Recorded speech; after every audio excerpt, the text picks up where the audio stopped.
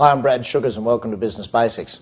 Today's concept is probably the most important one you'll ever get to learn around business and probably around wealth creation. So I want to make sure that you really look at this one and grasp it with both hands and hold on tight, because it's the big one, leverage. Look, understanding leverage is probably the most important thing that you can do. Most people actually, how should I put this? Most people are very badly leveraged. The only leverage they have in their life is what they call financial leverage, and that's because they're borrowed too dang much. I want to teach you the concept from an entirely different perspective. Firstly, let's take a look at the concept from a mathematical perspective, divide to multiply. Look, leverage and understanding leverage, the divide to multiply concept, we could break it down and say, well, Henry Ford did that very well with the first production line where he divided the tasks up to multiply the output. You could say that Ray Kroc did it very well with McDonald's, where he divided McDonald's up from one company to thousands and thousands of franchises that all owned a share of the overall business. You could say that as human beings we're divided to multiply one cell that multiplied to 2 to 4 and so on. You could say that divide to multiply is a simple concept of taking a cutting from a tree and multiplying it from there.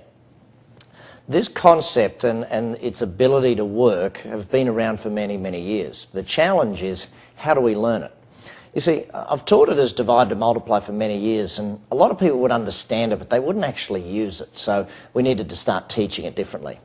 And then what I found is, we taught the methodology of ever more with ever less. In other words, you put in less but get out more. That's sort of the basics of the concept of leverage. And still, again, people would learn the concept, but very few people would actually use the concept at the level that I was after because, well, putting it very bluntly, there wasn't really a way to use it, I guess. So that's where we go to this new definition. The new definition, very simply put, do the work once, get paid forever, or at least long term. But the aim of the game is to do work one time and get paid back for it long term. So for instance, I'm sitting here recording this video today. I've done the work once. You may have seen this video 10 times, 20 times. There might be 1,000 people right now watching it. The point is, I've done the work one time. Another example is my books. My first ever book I wrote, Instant Cash Flow. I've written that book now 10 years ago. I did the work 10 years ago and I'm still getting paid for the work. In fact, I get paid more for the work today than I did 10 years ago. The challenge for every single one of us when we're looking at these types of things is thinking, how do I do work once that gets paid back long term, or hopefully forever? Well, as a business owner, let's start thinking about some of the things you can do on a day-to-day basis that get paid back long term, not short term. Hiring a new employee and training them. Once you train them properly, you've trained them once and they'll work for you long term or maybe even forever. Getting a new customer. For example, you go and get a new customer, you bring them on, you only have to find the customer once, you can keep them coming back and buying from you at least long term or, again, hopefully forever. The aim of the game has to be consistently doing work that pays you back long term.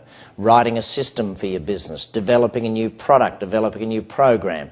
Those sorts of things that you do that work one time. Developing a marketing campaign that you know will work for a long time to come once you've tested and measured it.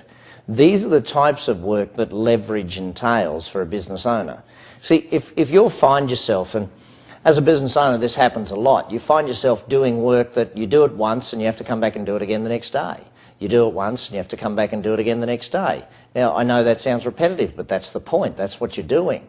If you're a business owner that's doing work once that is only paid back once, that's what employees should be doing. The owner's job is to do the work once that keeps working and keeps giving and keeps building the business longer term. So remember, leverage, ever more with ever less. Divide to multiply. Or do the work once, get paid forever, or at least long term. I'm Brad Sugars and this is Business Basics.